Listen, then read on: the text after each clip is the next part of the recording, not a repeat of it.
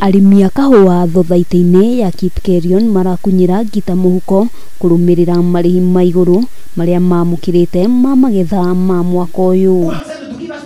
Muigana wa ciringi mirioni 103 nicio thothaiti ino yamukirite ikiumana na wendia wa tani 134 cia kahua karia iriga kwendia bururi-ini wa South Korea thuguri-ini ya imwe kwa imwe. Tumeweza kuwa union ya kwanza katika Kenya mzima ama katika dunia nzima wakati mkulima anajiuzia mimea yake. Kuringana na murugamiriri munene Festus Bet, arimi makoretwo makiamukira gatagati ga ciringi 100 na 103 hari kilo ya kahua na matanya mao ni kwambatiria thogora uyu. Ni mambo ya kuvumilia na tunaomba serikali zijazo wakuwe na revolving fund ya wakulima ili wakati tunaongojea bei ama tunaongojea kuuza tupate wakulima wasaidike. Hamwe noguo arimi ni matetetie mawatho na mitaratara iria gathikitwo thiini wa thoko cia wendia wa kahua